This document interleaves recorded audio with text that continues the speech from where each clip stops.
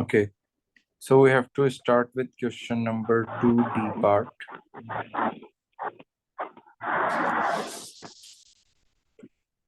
Explain why phosphorus 5 oxide, which is P4O10,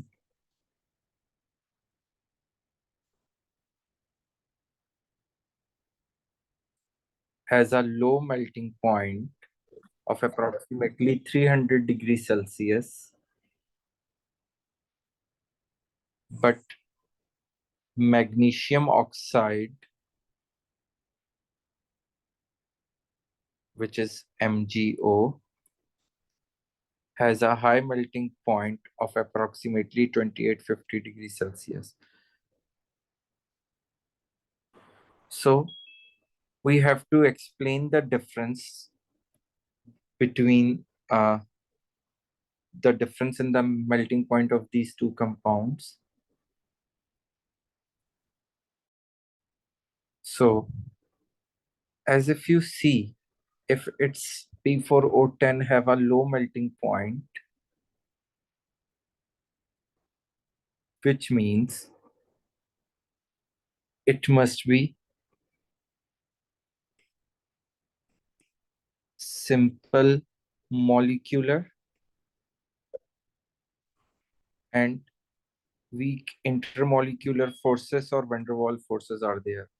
If you see over here, magnesium oxide, it's a ionic lattice, and in ionic lattice is always a giant structure, and here we have electrostatic force of attraction between the ions. So हम initially जो है ये दो points ही mention करेंगे, ठीक है?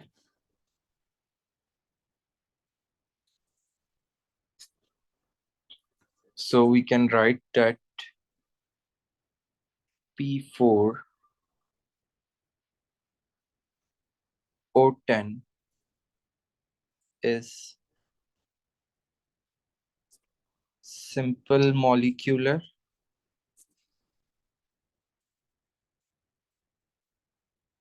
and when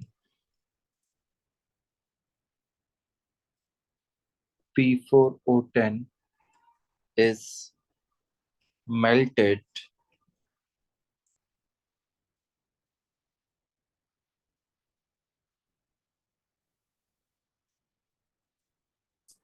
intermolecular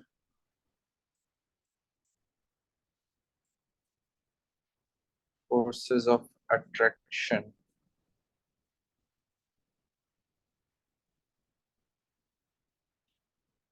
are broken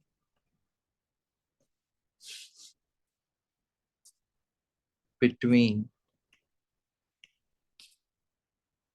molecules of phosphorus 5 oxide, which is P4O10. Is this understandable? Is this statement is understandable to everyone?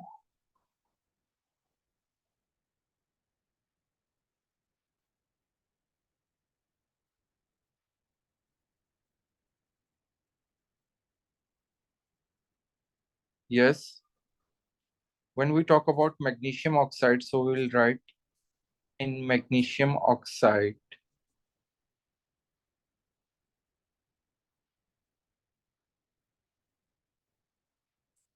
there are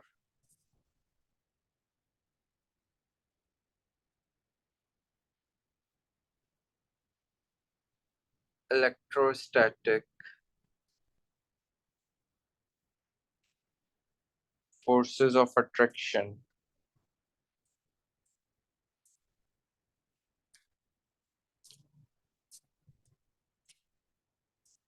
between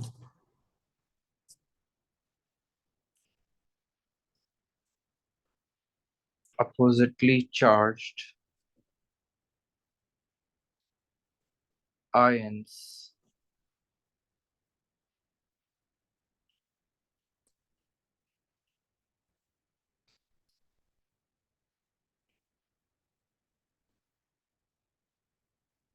throughout the lattice,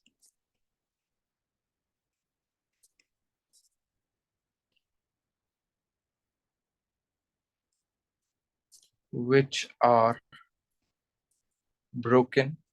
So that is your second statement, which clearly explains that the melting point of magnesium oxide is 2850, and the first statement clearly explains why the melting point of phosphorus 5 oxide, which is P4O10, is 300 degrees Celsius.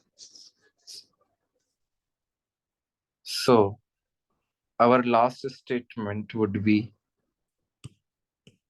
1 minute.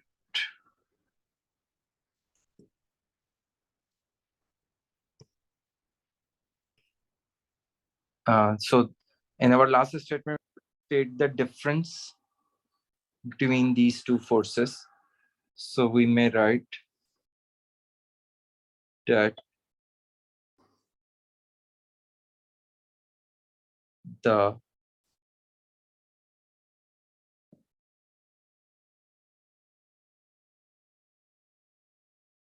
intermolecular forces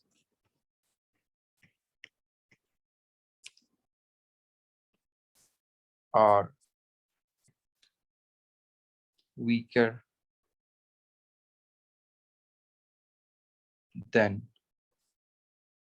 electrostatic forces between ions. जी, किसी को कोई इसमें statement में confusion है, कोई बात समझ में नहीं आई तो प्लीज पूछ लीजिए. क्लियर है सर. ओके.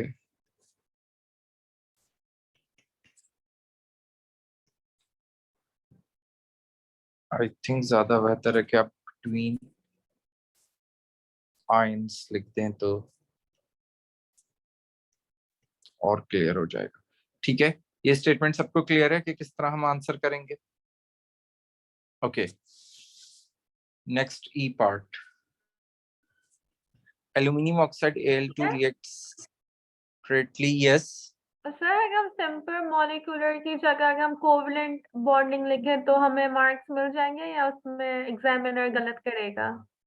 देखें, जब आप मॉलिक्यूल की नेचर बता रहे हैं तो आप सिंपल मॉलिक्यूलर की जगह कोवलेंट मॉलिक्यूल लिख सकते हैं.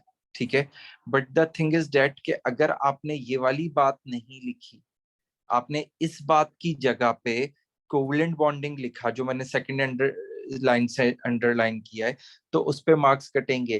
क्योंकि जब भी मेल्टिंग होती है या बॉइलिंग होती है, स्टेट चेंज होता है, तो कोवलेंट बॉन्ड तो इंटैक्ट रहते हैं. कोवलेंट बॉन्ड तो ब्रेक नहीं होते. जो ब्रेक होते हैं वो इंटरमॉलिक्यूलर फोर्सेस ब्रेक होती हैं. Okay sir. ठीक है, तो ये बात याद रखनी है भाई. देखें, सिंपल सी बात है. अगर I2 सॉलिड है और मैं उसको हीट कर रहा हूं,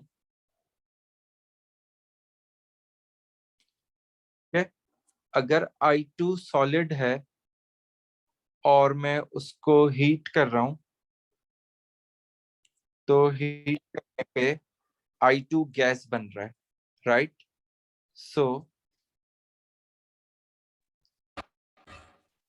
यहाँ पे जो I2 है वो बेसिकली आयोडीन मॉलिक्यूल है जिसमें एक कोवलेंट बॉन्ड है और उसकी स्टेट सॉलिड है. और यहाँ पे देखूं तो यहाँ पे भी आयोडीन मॉलिक्यूल है और उसकी स्टेट गैस हो गई. तो देखें, ये जो कोवलेंट बॉन्ड है ये तो इंटैक्ट रहा है. ये बात जी क्लियर है? जी sir.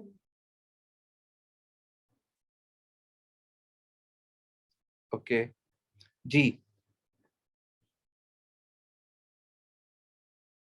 Okay, so aluminum oxide reacts separately with both acids and alkali.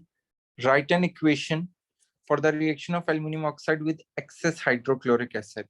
तो aluminium oxide जब acid से react करता है तो it's a simple reaction जो कि एक acid और metal oxide का होता है.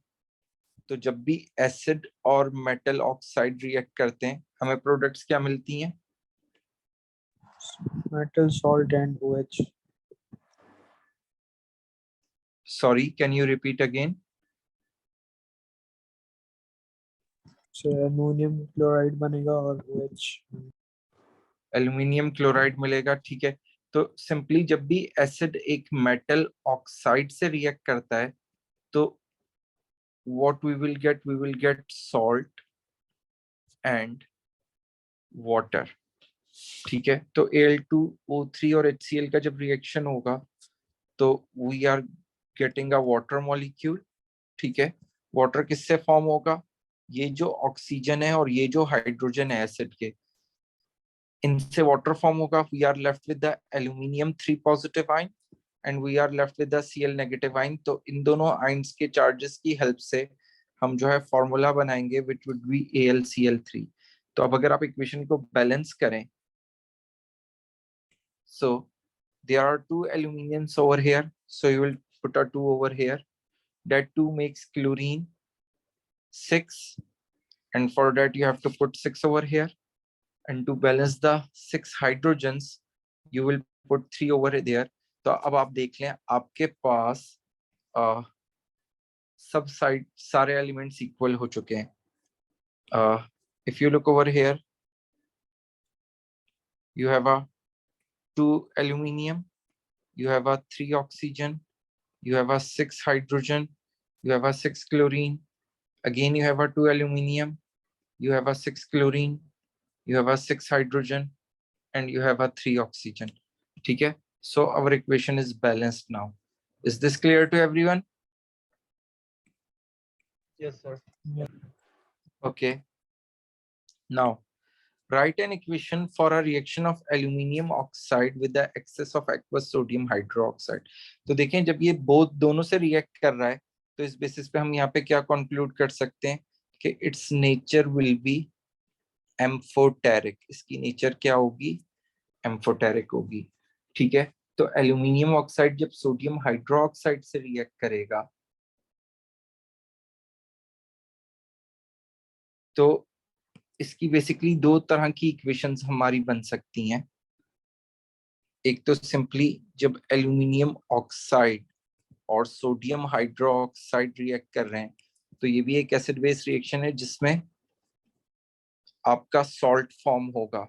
सो salt will be Na3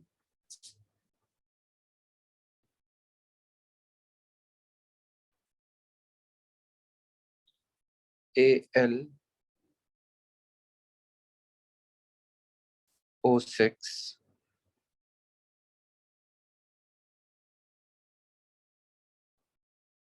plus H2O, ठीक है। एक तो आपकी ये इक्वेशन बनेगी। अच्छा, इसके अलावा इस रिएक्शन को आपको मार्किंग स्कीम में मोस्टली दोनों इक्वेशंस दिखेंगी। आप सोडियम हाइड्रोक्साइड के साथ जब रिएक्ट करवाते हैं तो एक्वस सोडियम हाइड्रोक्साइड है तो हम यहाँ पे वाटर भी इंक्लूड कर देते हैं, ठीक है। तो आप इन दोनों में से कोई एक इक्वेशन बनाएंगे, ठीक है। तो जब हम वाटर इंक्लूड कर देते हैं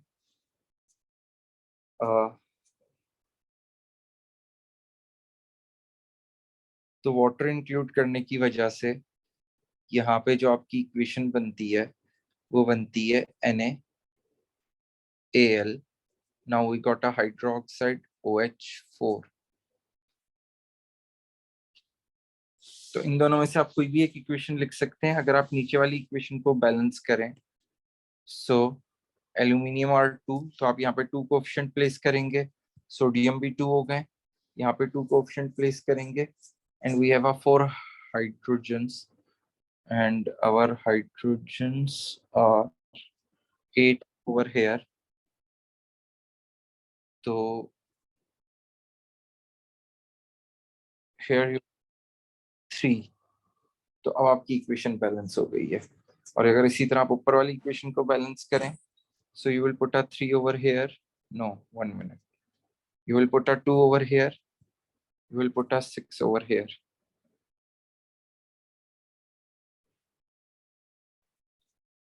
and you will put a 3 over here. Now this equation is also balanced.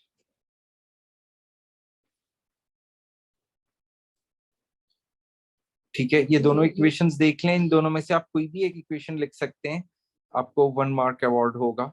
जब भी आप सोडियम हाइड्रोक्साइड का एल्युमिनियम ऑक्साइड के साथ रिएक्शन करवाएंगे तो आपके पास ये दोनों पॉसिबिलिटीज हैं, इन दोनों में से आप कोई भी एक मेंशन कर सकते हैं। सर ये जी। Na3AlO6 याद करना पड़ेगा हमें? जी हाँ, बिल्कुल, दोनों केसेस में आपको याद करने पड़ेंगे ये। ओके ऊपर Na3AlO6 जब आप सिंपली एल्युमिनियम ऑक्साइड और सोडियम हाइड्रोक्साइड को का रिएक्शन शो कर रहे हैं, बट जब आप इस इक्वेशन में वाटर शो कर रहे हैं तो आपका कंपाउंड ये फॉर्म होगा जब आप रिएक्टेंट में वाटर शो कर रहे हैं तो।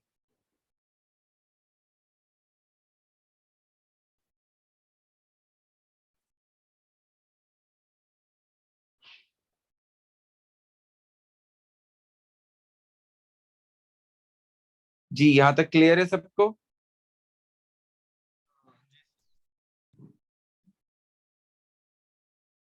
जी सर। ओके, अच्छा मुझे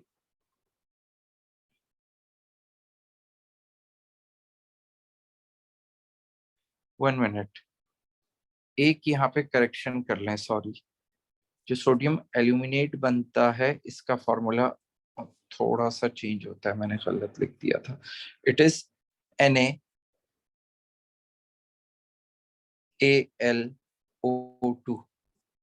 अब आप इक्वेशन बैलेंस करें, so here you will get a 2, here you will get a 2,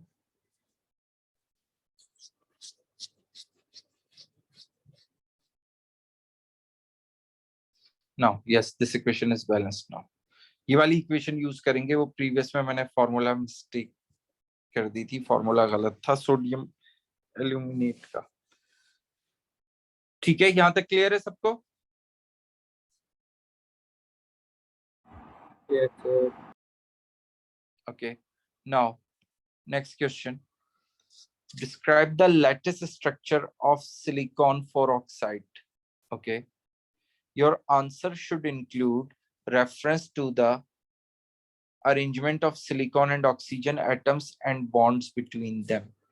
ठीक है, 2 मार्क्स का है और उन्होंने 2 बातें कही हैं। ठीक है, सबसे पहले आपने स्ट्रक्चर बताना है और फिर दूसरा उसमें आपने बॉन्डिंग और अरेंजमेंट बतानी है। तो अगर आप सिलिकॉन को देखें तो सिलिकॉन इज इन ग्रुप 4। ठीक है, तो अगर आप स्ट्रक्चर देखेंगे तो इसमें 4 ऑक्सीजन एक सिलिकॉन के साथ बॉन्डेड होंगे एंड देन इस तरह का आपका कंटिन्यूटी में स्ट्रक्चर बनता जाएगा। तो ये कौन सा स्ट्रक्चर होना चाहिए? पहले तो बॉन्डिंग बताएं कौन सी होगी, कोवलेंट या ionic? Covalent bond. Covalent. Covalent. So अगर कोवलेंट है तो स्ट्रक्चर कौन क्या होगा, जाइंट या सिंपल मॉलिक्यूलर? जाइंट। जाइंट होता है सिलिकॉन ऑक्साइड का। ठीक है, आपने ओ लेवल्स में भी पढ़ा है। ठीक है, सो you can write SiO2 is giant molecular structure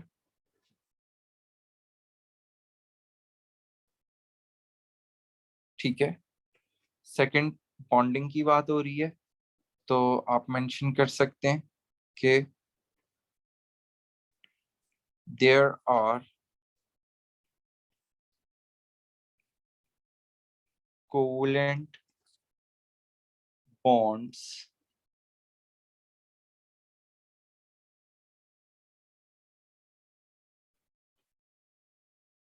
and atoms are arranged। कैसे अरेंज हैं? सिलिकॉन के अराउंड देखें तो 4 बॉन्ड पेयर है और कोई भी लोन पेयर नहीं है, तो अगर 4 बॉन्ड पेयर और 1 लोन पेयर होता है तो शेप क्या बनती है? Tetrahedral. So there are covalent bonds and atoms are arranged tetrahedrally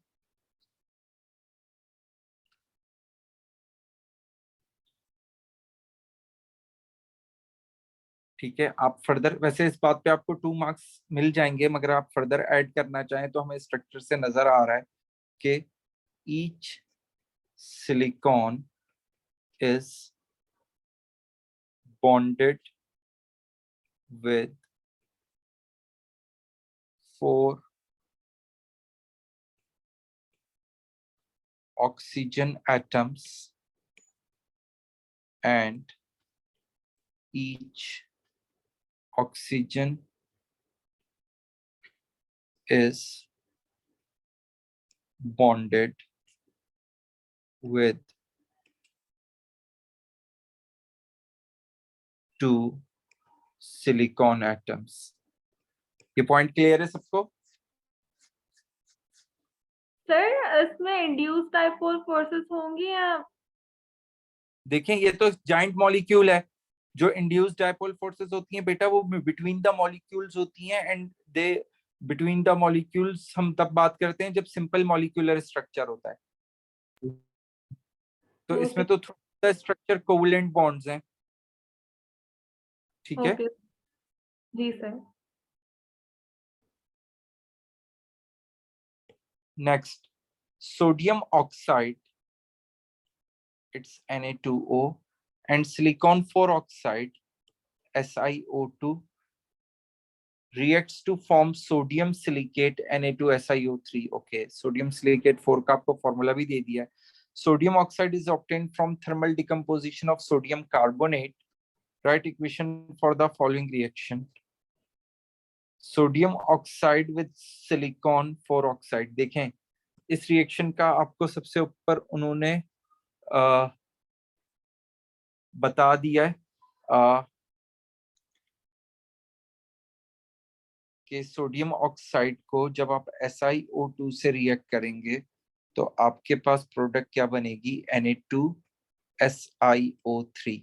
तो अगर आप देखें तो इक्वेशन कंप्लीटली बैलेंस्ड है, ठीक है। There are 2 sodiums on both sides, 1 silicon atom on both sides and 3 oxygen atoms on both sides. Okay, now next part में वो आपसे कहते हैं thermal decomposition of sodium carbonate, that is your reactant, forming sodium oxide and carbon dioxide. Okay, so these two are your products. So sodium carbonate का formula कौन बता रहा है? Na2CO3. Na2CO3. Good. Sodium is in group 1, so its charge will be +1, and carbonate have a charge of 2-. तो formula क्या बनेगा, Na2CO3, and on heating, as they said, sodium oxide is formed. तो sodium oxide का formula क्या है, Na2O,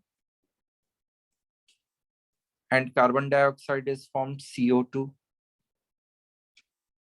Okay, so if you see, there is no need of balancing the equation again. We have a 2 sodium atoms on both sides, we have a 1 carbon atom on both sides, and we have a 3 oxygen atoms on both sides. Is this understandable to everyone? Yes, sir. Yes. Okay, now let's move to question number 3.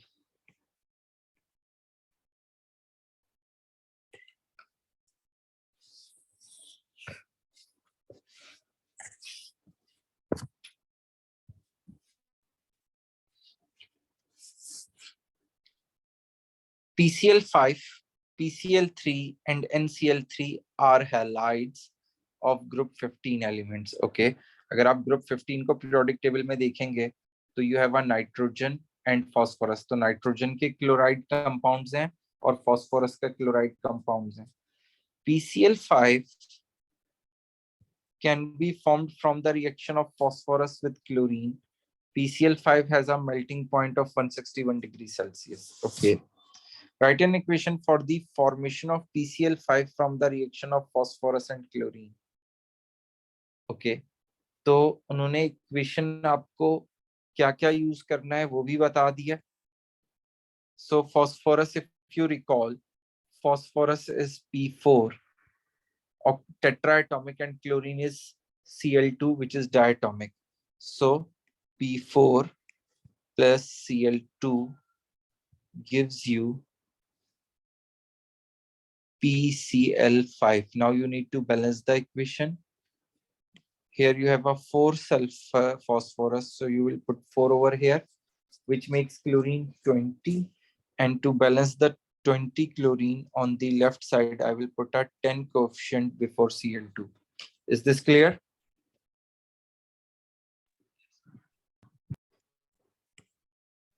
Okay. State the type of structure and bonding shown by liquid PCl5. See, they have given you the liquid state. तो अगर state liquid है तो structure क्या होगा और bonding कौन सी होगी?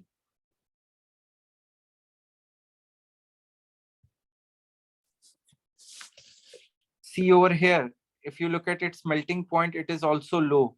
So if there is a low melting point and it is a liquid, so which kind of structure and bonding are there? Yes. Simple and Good. simple structure. It must be simple molecular. Covalent. And covalent bond.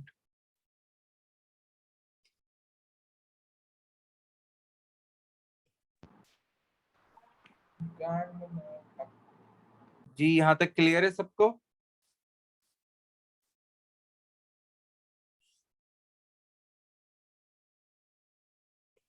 Part B.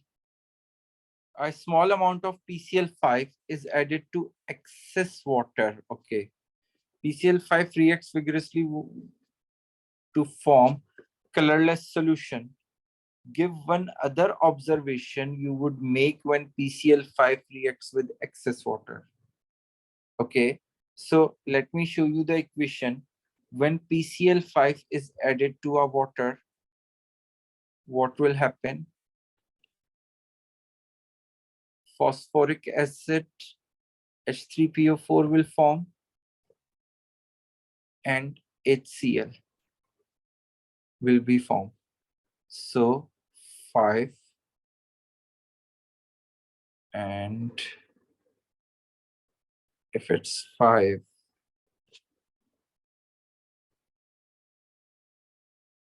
we will put a 2 over here. Now the equation is balanced. So whenever the HCl is formed, some of the HCl formed as a gas, and when it forms as a gas, you will observe steamy fumes. So my observation, as they ask you for the observation, so you will just write steamy fumes. जब भी HCl form होता है तो उसकी वजह से steamy fumes बनते हैं, क्योंकि कुछ HCl जो है as a gas हमें नजर आ रहा होता है in the form of fumes. Is this clear? Sir ये इक्वेशन हमें याद करनी पड़ेगी. Yes. Steamy fumes and या फिर आप मिस्टी फ्यूम्स भी लिख सकते हैं आंसर. ठीक है, ये इक्वेशन आपको याद करनी पड़ेगी. Next part. Write the equation for the reaction of PCl5 with excess water. Okay, वही इक्वेशन पूछ ली जो अभी मैंने ऊपर आपसे डिस्कस की है. So PCl5 when react with excess water, as I have told you earlier, phosphoric acid H3PO4 will form along with HCl. Now if I have to balance the equation, I have put 5 over here and I would put 4 over here. Now my equation is balanced. Is this clear?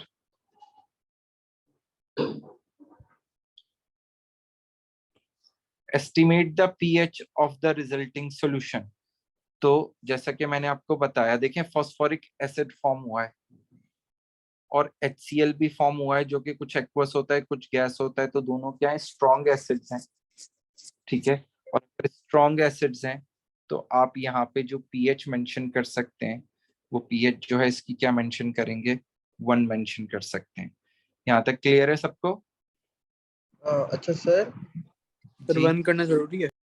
Sir मैं पूछ रहा था अगर estimate करना है तो फिर अगर हम लोग अगर बिलो देन 7 लिख दें तो फिर सही नहीं होगा नहीं, कि नहीं? 7 तो रॉन्ग होगा, बिलो देन 7 तो रॉन्ग होगा। उसकी वजह है कि देखें, बिलो देन 7 एसिडिक है, वो वीक और स्ट्रॉन्ग एसिड दोनों कोई भी हो सकता है, but these are not weak acids. ठीक है, तो आप 1 लिख सकते हैं, आप यहाँ पे 2 लिख सकते हैं, आप 3 लिख सकते हैं, तो ये एक्सेप्टेबल होंगी। जी अब्दुल्ला, आप क्या पूछ रहे थे? मैं 4 लिखने वाला था तो वो एक्सेप्टेबल नहीं होती। 4 भी कंसिडर किया जा सकता है, मगर 4 से लोअर तो बिल्कुल भी कंसिडर नहीं किया जाएगा। बट ये याद रखें भाई, देखें मैं आपको एक आसान बात बताता हूँ, सिंपल सा रूल है। HCl और फॉस्फोरिक एसिड, या नॉर्मली जब भी HCl फॉर्म हो रहा है तो स्ट्रॉन्ग एसिड है ना, तो स्ट्रॉन्ग एसिड के केस में आप 1 या 2 लिख सकते हैं। सही है। सर ये जो इक्वेशंस हमें लर्न करनी है ये कौन से चैप्टर में है? ये मैं आपको प्रोवाइड ठीक कर है। दूंगा। इनऑर्गेनिक में सर? जी हाँ, नॉट लोअर देन 4, ये बात याद रखिएगा, क्योंकि जो है HCl फॉर्म हो रहा है, इसलिए आप 4 से लोअर तो बिल्कुल भी नहीं कर सकते। Now c part, PCl3 is used to convert alcohol to chloroalkane such as compound T. Okay.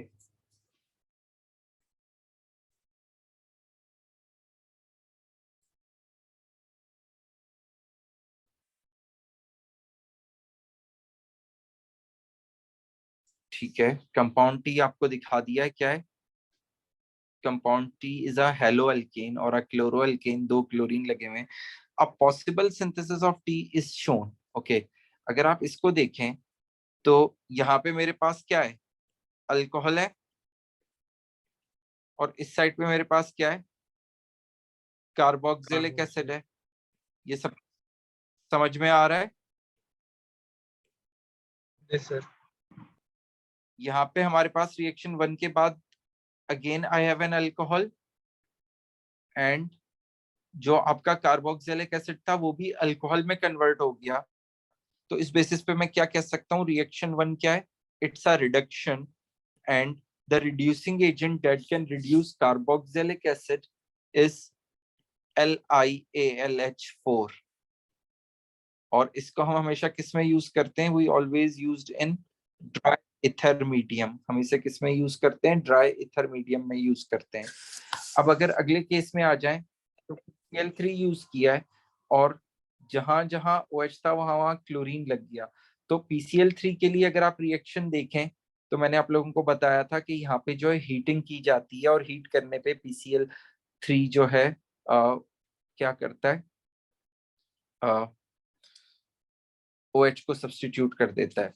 तो अगर आप पार्ट 1 देखें तो पार्ट 1 में क्या करें, identify a reagent that could be used in reaction 1, तो वो हम ऊपर आइडेंटिफाई कर चुके हैं, दैट इट इज LiAlH4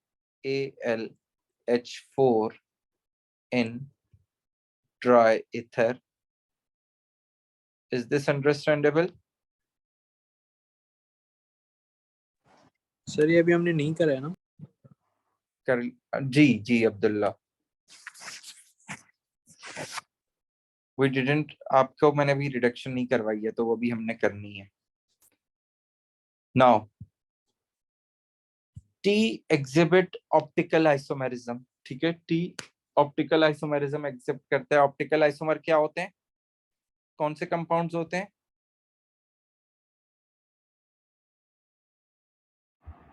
जी, क्या कैरेक्टरिस्टिक होता है उन कंपाउंड्स में? मिरर इमेजेस क्यों बनता है मिरर इमेज? सर वो मुझे टर्म याद कायरल नहीं है कार्बन लेकिन होता है। Chiral carbon sir. जी, compounds have chiral carbon exhibit as a optical isomerism. Explain what is meant by the term optical isomer. Okay, and circle any atoms in T that give rise to optical isomerism. तो optical isomerism के लिए chiral carbon होना चाहिए। तो अगर आप इस पूरे स्ट्रक्चर में देखें तो ये वाला कार्बन, इस पे 2 CH3 ग्रुप्स हैं, तो इसलिए ये कायरल नहीं हो सकता। इस कार्बन पे देखें तो 2 हाइड्रोजन ग्रुप होंगे, ये भी कायरल नहीं हो सकता। इसी तरह इस कार्बन पे भी 2 हाइड्रोजन अटैच होंगे, ये भी कायरल नहीं हो सकता। अब अगर आप फर्दर इस सी को देखें, इस C को देखें और इस C को देखें तो इन तीनों पे इन तीनों पे तीन तीन हाइड्रोजन है, तीन सेम ग्रुप है, तो ये भी कायरल नहीं हो सकते। बट अगर आप इस कार्बन को देखें तो इस कार्बन पे 4 डिफरेंट ग्रुप्स हैं। कैसे 4 डिफरेंट ग्रुप्स हैं? अगर मैं इस कार्बन को यहाँ पे शो करूं तो ऊपर इस कार्बन पे क्या लगा हुआ है? CH3। लेफ्ट पे क्या लगा हुआ है? CH2Cl। राइट पे क्या लगा हुआ है? CH2, and then we have further C, and that C is bonded to Cl and to CH3। और अगर आप इस कार्बन पे एक बॉन्ड जो बाकी बचा वो H है, तो this carbon is a chiral carbon, and for that purpose मैं इसको सर्किल कर दूंगा। ये बात क्लियर है सबको? जी। ओके अब उन्होंने क्या बोला है? 2 मार्क्स के लिए 1 मार्क तो आपका सर्किल करने का है, दूसरा मार्क क्या है? What is mean by the term optical isomer? तो ऑप्टिकल आइसोमर हम कैसे मॉलिक्यूल्स को कहते हैं? सर जो सुपर इम्पोज नहीं हो सकते। गुड, ऐसे कंपाउंड्स या ऐसे मॉलिक्यूल्स जो सुपर इम्पोज नहीं हो सकते। So optical isomers are the compounds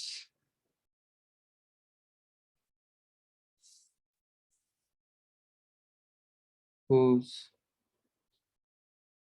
molecule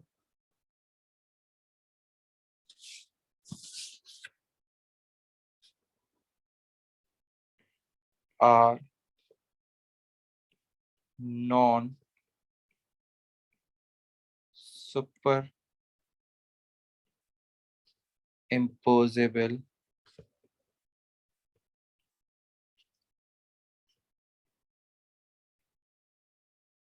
mirror images। बल्कि मिरर इमेज लिखें क्योंकि वो दोनों एक दूसरे का मिरर इमेज होते हैं। ये क्लियर है सबको? जी। Yes, is it understandable to everyone? Third part.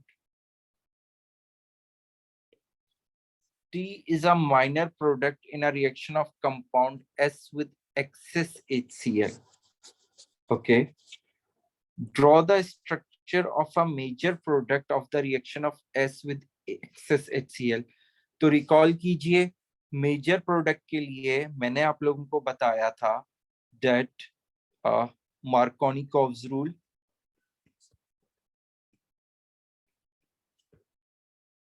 ठीक है? और Markovnikov's rule क्या स्टेट करता है? that hydrogen will bond to a carbon having more hydrogen already। जिसके पास पहले से ज्यादा हाइड्रोजन होंगे वो क्या करेगा? उसके पास हाइड्रोजन बॉन्ड होगा। अब देखें, अगर मैं S को यहाँ नीचे बनाऊं, मैं पहले इस तरह बनाता हूं ताकि आप लोगों को बात समझ में आ जाए। एक कार्बन डबल बॉन्ड फॉर्म कर रहा है तो इधर उसके CH2 होगा, ऊपर सिंगल बॉन्ड है तो CH3 होगा, फोर्थ बॉन्ड यहाँ पे CH2 होगा, again I have a 1 carbon, ऊपर CH3 होगा, यहाँ पे डबल बॉन्ड है और यहाँ पे CH2 होगा। ये बात सबको समझ में आ रही है? या S बना लिया? वो क्या कह रहे हैं कि इसमें HCl ऐड कर रहे हैं और आपने मेजर प्रोडक्ट का स्ट्रक्चर बनाना है। तो major product according to the rule this, आपके पास देखें कौन से कार्बन है जिनके अक्रॉस एडिशन होगी। You have 2 carbons, this and this. तो इन दोनों में से अगर राइट वाले कार्बन को देखें तो राइट वाले कार्बन पे एक हाइड्रोजन आना चाहिए बॉन्ड ब्रेक होने के बाद, क्योंकि इस पे ऑलरेडी 2 हाइड्रोजन है, और लेफ्ट वाले कार्बन पे Cl आएगा क्योंकि हम HCl ऐड कर रहे हैं। ये बात समझ में आ रही है सबको?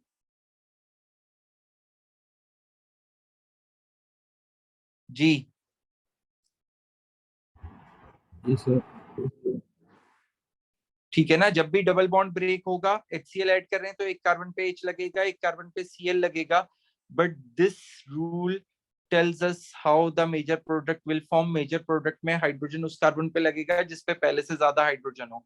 तो जो दो डबल बॉन्डेड कार्बन थे उनमें से एक कार्बन पे दो हाइड्रोजन थे, दूसरे पे कोई भी नहीं था, तो जिसपे दो हाइड्रोजन थे उस पे ये हाइड्रोजन आके बॉन्ड हो गया और दूसरे पे क्लोरीन आके बॉन्ड हो गया। Now come to the left side. अगर आप इधर भी इन दो कार्बन्स को देखें जिनके अक्रॉस एडिशन होनी है, तो there is this carbon and this carbon. तो अगर आप राइट वाले कार्बन पे देखें तो उस कार्बन पे एक भी हाइड्रोजन बॉन्ड नहीं है, और लेफ्ट वाले कार्बन पे देखें तो उस पे दो हाइड्रोजन बॉन्ड है। तो इट मींस कि मेजर प्रोडक्ट के लिए इस कार्बन पे हाइड्रोजन आके लगेगा और इस कार्बन पे Cl आके लगेगा। अच्छा, ऊपर आप उन्होंने आपको स्केलेटल फॉर्म में दिया हुआ है, तो आप इसको इस तरह वर्कआउट करने के बाद स्केलेटल में कर दें तो आई थिंक ज्यादा बेहतर है। ठीक है, ये आपका स्केलेटल बन गया और यहाँ पे एक क्लोरीन बॉन्ड हो रहा है और यहाँ पे एक क्लोरीन बॉन्ड हो रहा है। Is it clear to everyone? Sir ये एक दफा फिर से समझा दें। ओके, देखें, इसको देखें। अगर मैं इसको HCl से रिएक्ट करवा रहा हूं, फॉर एग्जाम्पल मैं अभी एक साइड की बात करता हूं, यहाँ पे double bond as it is है, ये डबल बॉन्ड ब्रेक हो रहा है, तो यहाँ पे एक बॉन्ड एक अटैच होगा और एक यहाँ पे अटैच होगा। अब क्वेश्चन ये है कि यहाँ पे क्या होना चाहिए और यहाँ पे क्या होना चाहिए। बात समझ में आ रही है?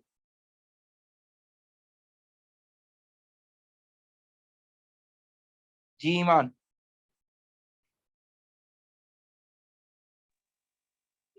जी सर। ठीक है, तो अब दो पॉसिबिलिटीज हैं, क्योंकि मैं HCl ऐड कर रहा हूं तो H यहाँ पे ऐड हो सकता है और क्लोरीन यहाँ पे ऐड हो सकता है, या फिर दूसरी पॉसिबिलिटी क्या है कि H यहाँ पे ऐड हो और Cl यहाँ पे ऐड हो। ठीक है, ये बात भी क्लियर है बेटा? अगर किसी को कोई कंफ्यूजन है तो पूछ लीजिए। जी ईमान, आपको क्लियर हो गई ये बात? जी।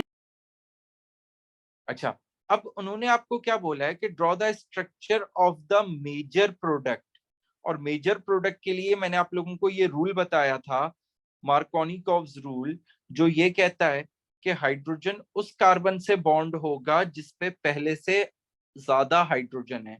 ठीक है, ये बात क्लियर है?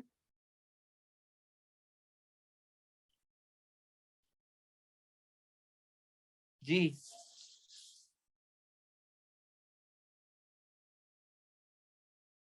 तो अब अगर आप ये दोनों स्ट्रक्चर देखें और मैं इन दोनों को अभी फॉर एग्जांपल गायब कर दूं और वापस डबल बॉन्ड लगा दूं, तो देखें जिनको मैंने येलो से हाईलाइट किया है उनमें जो राइट वाला कार्बन है उस पे दो हाइड्रोजन है, और लेफ्ट वाले डबल बॉन्ड के जो लेफ्ट पे कार्बन है उस पे कोई भी हाइड्रोजन नहीं है। तो इसका मतलब है मेजर प्रोडक्ट के लिए जो राइट वाला हाइड्रोजन है जो कि येलो से हाईलाइट हुआ है, उस वाले हाइड्रोजन पे हाइड्रोजन अटैच होना चाहिए, और येलो वाला वो हाइड्रोजन, सॉरी वो कार्बन जो कि लेफ्ट पर है जिसपे कोई भी हाइड्रोजन नहीं है उस पे क्लोरीन लगना चाहिए। इन द सेम वे अगर आप लेफ्ट साइड वाले डबल बॉन्ड को देखें जिसके दोनों कार्बन को मैंने पिंक से हाईलाइट किया है, तो उनमें वो पिंक कार्बन जो कि लेफ्ट पर है उस पे ऑलरेडी 2 हाइड्रोजन है। तो मेजर प्रोडक्ट के लिए नेक्स्ट हाइड्रोजन इस CH2 वाले कार्बन से बॉन्ड होना चाहिए, और जो सिर्फ C है जिसपे कोई भी हाइड्रोजन नहीं लगा हुआ उस पे जो है क्लोरीन आके अटैच होना चाहिए। तो ये आपकी मेजर प्रोडक्ट बन जाएगी। ये बात क्लियर हुई? अगर अभी भी कंफ्यूजन है तो प्लीज क्लियर कर लीजिए। सर सही, समझ आ आप गया। ये चीज एक दफा फिर से रिपीट कर दे। कौन सी चीज? सही है जो आपने बोला था H और Cl जहाँ पे अटैच होगा। देखें H और Cl कहाँ पे अटैच होगा? अगर फॉर एग्जाम्पल मैं ये वाली साइड लूं तो ये कार्बन है एक डबल बॉन्डेड और दूसरा डबल बॉन्डेड कार्बन ये वाला है।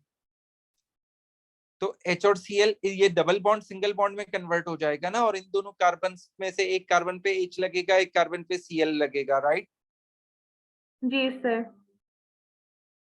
अच्छा, अब मेजर प्रोडक्ट वो होती है जिसमें H उस कार्बन पे लगे जिस कार्बन पे पहले से ज्यादा हाइड्रोजन अटैच हो। ये बात समझ में आ रही है? जी सर। तो अब अगर मैं इन दोनों कार्बन्स को देखूं जिनको मैंने जो है यहाँ पे पॉइंट किया हुआ है, तो इनमें से जो राइट वाला कार्बन है उस पे कितने हाइड्रोजन है बेटा?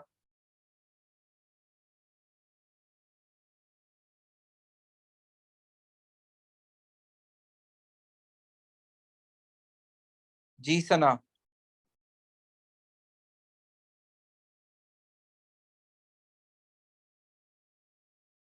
सर जी ये जो डबल, जी जी बोले। सर 3। कैसे डबल बॉन्ड क्या 5 कार्बन बॉन्ड्स बनाता है?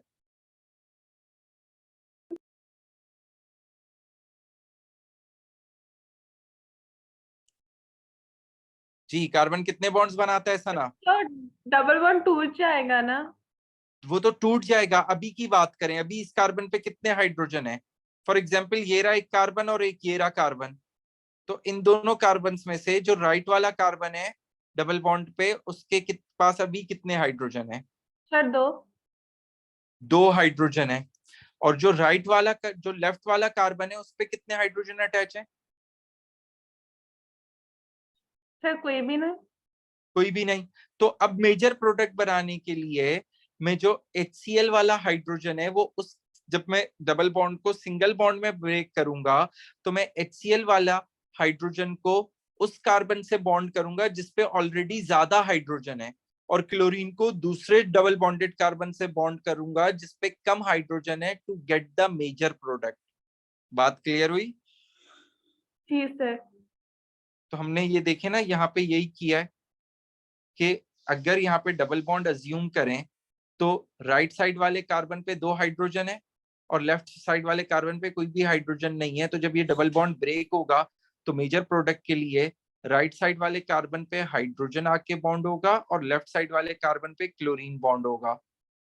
अब अगर आप लेफ्ट साइड वाले डबल बॉन्ड को देखें, अगर यहाँ पे डबल बॉन्ड है तो जब ये डबल बॉन्ड ब्रेक होगा तो इस कार्बन पे जिसपे 2 हाइड्रोजन ऑलरेडी है उसी पे हाइड्रोजन आके लगेगा, और जिस कार्बन पे कोई भी हाइड्रोजन नहीं है उस पे क्लोरीन आके अटैच होगा।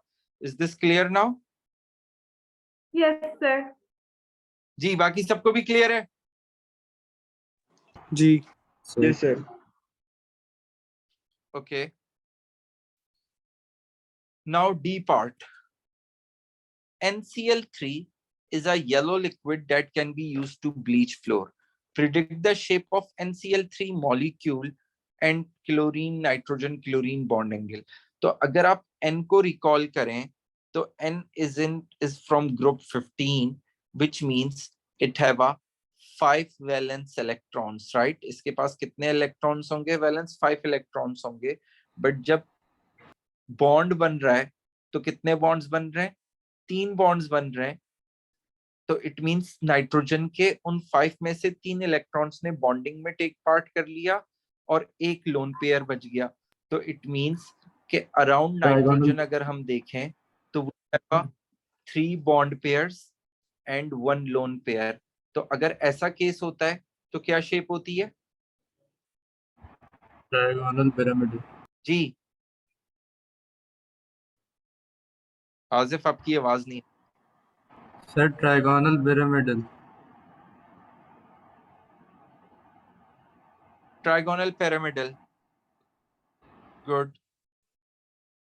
So the shape will be trigonal pyramidal. And what will be the bond angle over here? 107।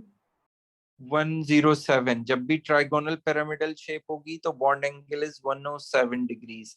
Is this clear to everyone? Yes Okay. Next part.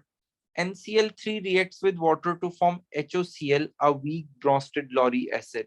Explain fully what is mean by the term weak Bronsted Lowry acid?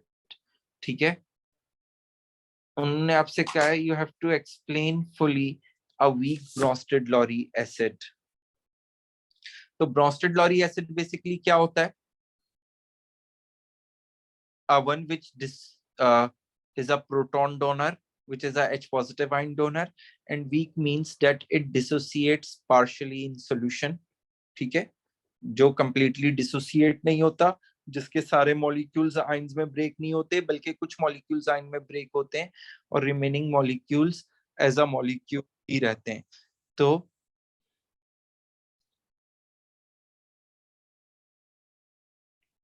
weak Bronsted Lowry acid means it's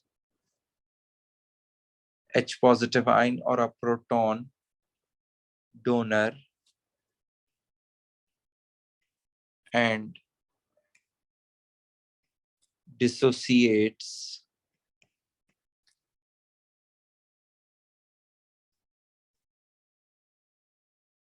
partially. ठीक है, H positive ion donor भी है और weak है, तो इसका मतलब है partially dissociate होगा. इन solution लिख दें तो ज्यादा बेहतर है. ठीक है, ये यहां तक क्लियर है सबको?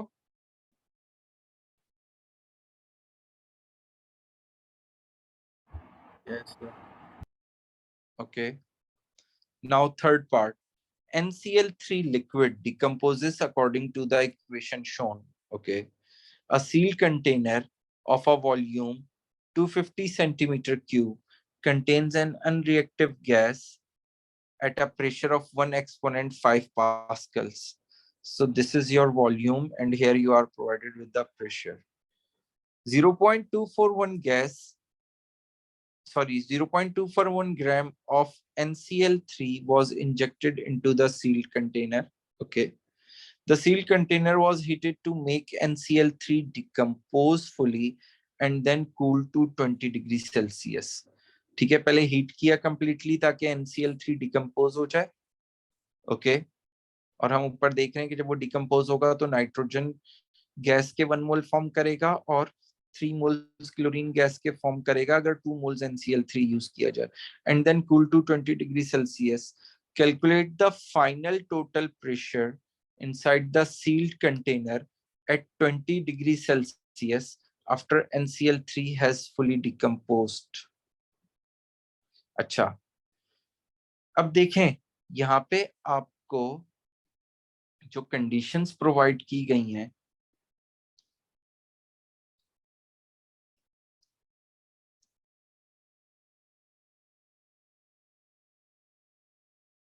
उन कंडीशंस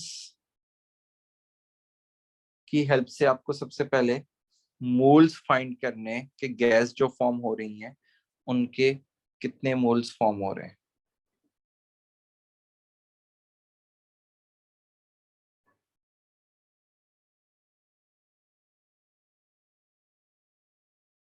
अच्छा जी, अब एक बात अगर आप यहाँ पे देखें तो टोटल गैस के कितने मोल्स हैं जी?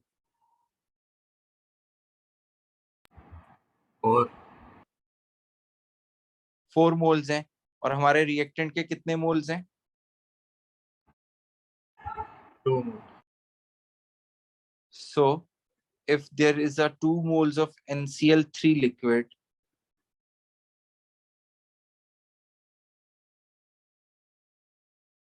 it is going to form 4 moles of gases. ये हमें रेशो मिल गया. ये बात क्लियर है सबको? इक्वेशन में मेरे पास 0.241 ग्राम NCl3 यूज किया गया है, तो मैं उसकी हेल्प से NCl3 के मोल्स निकाल सकता हूँ. तो NCl3 के मोल्स क्या निकलेंगे? 0.241 divided by nitrogen is 14 and 3 chlorine. 35.5 and 35.5 is 71. 71 and 35.5 is 106.5. 106.5 and 14, जो कि किसका होता है, नाइट्रोजन का होता है, it's 120.5. तो 120.5 NCl3 का MR है। तो जरा इन दोनों को डिवाइड करके मुझे बता दीजिए कितने मोल्स आ रहे हैं। 2 into 10 exponent minus 3. 2.0 एक्सपोनेंट -3।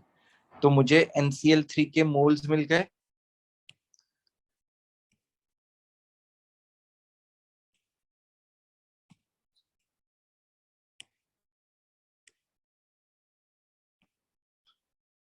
ठीक है, तो मैं अगर इन मोल्स को यहाँ पे पुट कर दूं तो कितने मोल्स गैस के बनने चाहिए, x मोल्स, और x की वैल्यू क्या आएगी, 2.0 एक्सपोनेंट -3 टाइम्स 4 डिवाइडेड, यानी कि हमारे पास x अगर आप सॉल्व करें तो वैल्यू क्या आएगी, 4.0 एक्सपोनेंट -3 मोल्स ऑफ गैसेस। ये क्लियर है यहाँ तक सबको? हमने मोल्स निकाले गैसेस के, मगर वो आपसे क्या पूछ रहा है, टोटल प्रेशर।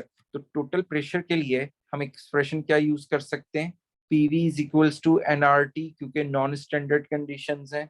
ये वॉल्यूम होता है जो हमेशा मीटर क्यूब में रखा जाता है, NR मोल, ठीक है, N मोल्स हैं, R is a gas constant, इसकी वैल्यू आपको पीरियोडिक टेबल, सॉरी, पेपर के एंड में प्रोवाइड की जाएगी, इट्स 8.31, और टेम्परेचर को हम केल्विन में रखेंगे। तो अगर मैं इस इक्वेशन को सब्जेक्ट बना दूं P को, मेरी एक्सप्रेशन क्या बन जाएगी, number of moles into R into T divided by volume. तो नंबर ऑफ मोल्स गैस के मैंने कितने निकाले हैं, 4.0 exponent -3 multiply by gas constant 8.31 multiply by temperature. Temperature के लिए हम क्या करते हैं, 273 में ऐड कर देते हैं डिग्री सेल्सियस को, तो 273 प्लस 20 गिव्स यू 293। तो ये मुझे टेम्परेचर मिल गया, डिवाइडेड बाय वॉल्यूम। वॉल्यूम आपको कितना प्रोवाइड किया गया है, 250 सेंटीमीटर क्यूब प्रोवाइड किया गया है। तो इसे मुझे मीटर क्यूब में कन्वर्ट करना है, तो 250 टाइम्स एक्सपोनेंट -6, तो ये आपके पास मीटर क्यूब में आ जाएगा। जरा सॉल्व कर लीजिए और मुझे आंसर बता दें क्या आ रहा है।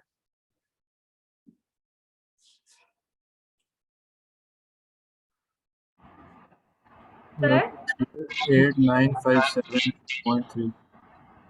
सर नाइट्रोजन के 4 मोल्स कहाँ से आए? जी दोबारा बताइएगा आंसर। 7.28 आ रहा है सर। सर एक मिनट पहले मुझे एक बंदा आंसर बता दे, मैं फिर आगे जो कुछ पूछना चाह रहा हूं। 38,957.28। 38,000, आगे बोलें। 957.28। 957.28 पास्कल्स। ये मेरे पास प्रेशर किसका आया है, नाइट्रोजन एंड क्लोरीन, क्योंकि यही दो गैसेस फॉर्म हो रही थी। जी कोई किसी का क्वेश्चन है तो प्लीज करें, अभी ये आंसर नहीं आया, मैं भी एक्सप्लेन करता हूँ। सर ये नाइट्रोजन के 4 मोल्स कहाँ से आए हमारे पास? बेटा नाइट्रोजन के नहीं आए, गैसेस के आए। अगर आप ऊपर इक्वेशन देखें तो नाइट्रोजन गैस का 1 मोल फॉर्म हो रहा है और 3 मोल्स क्लोरीन गैस के फॉर्म हो रहे हैं, और रिएक्टेंट कितना है, 2 मोल्स है। तो यहाँ से हमने ये रेशो बनाया है कि 2 मोल्स को अगर मैं डिकम्पोज करूंगा तो 4 मोल्स गैसेस मिलेंगी मुझे। अच्छा सही से, ओके सर। सर आपने बोला कि नॉन स्टैंडर्ड कंडीशन है, अगर स्टैंडर्ड कंडीशंस होते तो फिर क्या चेंज आता? तो फिर चेंज ये आता कि मुझे मोल्स निकालने के लिए जो है, वॉल्यूम निकालने के लिए ये सब नहीं करना पड़ता। हम ये अज्यूम करते कि अगर इतना 1 मोल है तो 24,000 DM CM क्यूब या 24 DM क्यूब है, तो हम उससे रिलेट कर सकते थे। Okay sir. अच्छा, अब ये मेरे पास प्रेशर आ गया किसका, जो नाइट्रोजन और क्लोरीन फॉर्म हुई है। बट अगर आप देखें तो यहाँ पे आपको उन्होंने एक और बात बताई हुई है कि उस सील्ड कंटेनर में एक अनरिएक्टिव गैस ऑलरेडी प्रेजेंट है जिसका प्रेशर ये है, और आपसे क्या पूछा है, फाइनल टोटल प्रेशर पूछा है। तो फाइनल टोटल प्रेशर के लिए आपके पास जो दोनों प्रेशर आए उनको आप ऐड कर देंगे। तो इनिशियली जो गैस प्रेजेंट थी उसका प्रेशर 1 एक्सपोनेंट 5 था, और जो गैस हमने निकाली है, अगर इसके प्रेशर की बात करें तो इसको भी अगर हम साइंटिफिक नोटेशन में कन्वर्ट करें तो ये आपका हो जाएगा 3.90 एक्सपोनेंट 5। आप यहां से यूं मूव करेंगे 3 2 3 4 5 जी, तो 3.90 एक्सपोनेंट 5 राउंड ऑफ होके हो जाएगा। इन दोनों को ऐड कर दें,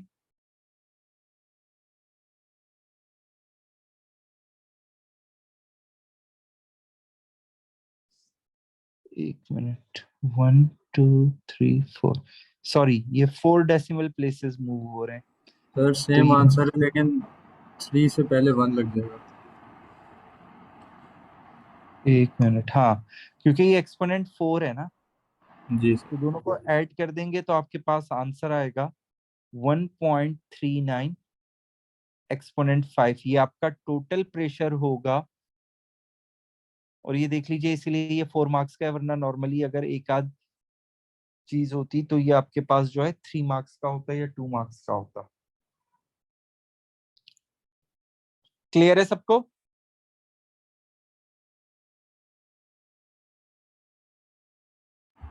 यस। अगर किसी को कोई क्वेरी है या कोई कंफ्यूजन है तो प्लीज पूछ लें।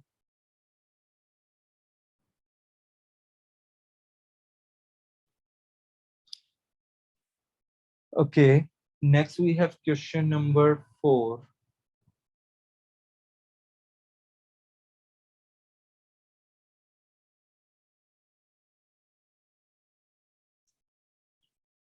Okay, तो इस क्वेश्चन को मैं आई थिंक नेक्स्ट क्लास में करूंगा।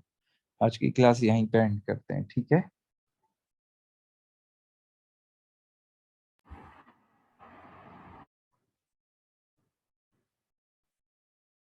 Okay, take care everyone. Allah Hafiz. Allah Hafiz, sir.